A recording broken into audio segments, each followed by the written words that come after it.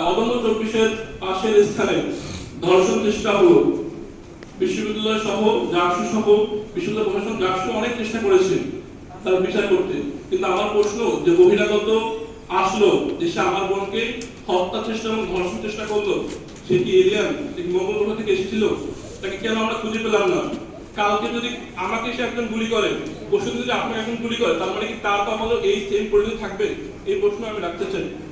মাননীয় সভাপতি, সম্পূরক শিক্ষাবৃত্তি নিয়ে কথা বলতে চাই। আমরা একটি পরিসংখ্যান দেখেছি, 1998 সালের আগে সম্পূরক শিক্ষাবৃত্তি ছিল 100 টাকা এক মাসে। 1998 সালের পরে 125 টাকা করা হয়। পাশাপাশি এরপরে শিক্ষার্থীদের দাবি পরিপ্রেক্ষিতে 2018 সালে সেটা 500 টাকা করেছিলেন। মাননীয় সভাপতি, আমি 49 ব্যাচ, আমি 2020 সালে ক্যাম্পাসে এসেছি। তখন আমার 4000 টাকা খরচ করলে খুব সুন্দরভাবে ক্যাম্পাস লাইফটা হয়ে যেত। এখন সেই খরচটা 10,000 গিয়ে ঠেকেছে। মাননীয় সভাপতি, আপনার কাছে উদাত্ত আহ্বান জানাতে চাই, খুব অনতিবিলম্বে শিক্ষার্থীদের সম্পূরক বৃত্তির টাকা বৃদ্ধি করুন।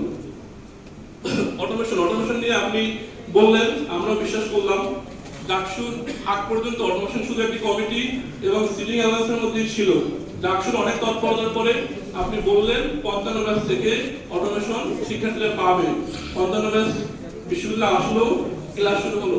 বিশ্ববিদ্যালয় কর্তৃপক্ষ খুব চমৎকার ভাবে প্রবেশিকা অনুষ্ঠান করলো, তাকে ধন্যবাদ, আমাদের ধন্যবাদ জানাতে চাই। কিন্তু অটোমেশন শিক্ষার্থীরা পায়নি স্যার।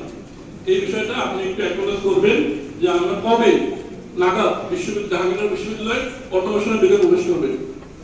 সম্মানিত সভাপতি, আপনি জানেন বিশ্ববিদ্যালয় সম্প্রতি ছাত্রলীগের মিছিল হয়েছে এবং আমরা দেখেছি। সম্মানিত সভাপতি, আপনার দৃষ্টি আকর্ষণ করছি, সম্প্রতি বিশ্ববিদ্যালয়ের গেটে ছাত্রলীগ মিছিল করেছে 24শে জুলাই হামলাকারীদের বিরুদ্ধে, বা ওই তখন ঘটনা যারা সাক্ষী ছিল, আমার ভাই বোনরা, আমার শিক্ষকরা সাক্ষী দিয়েছেন। সেই সাক্ষীদের তথ্য অপরাধীদের কাছে চলে যায়। বিশ্ববিদ্যালয় প্রশাসন কোথায় থাকে?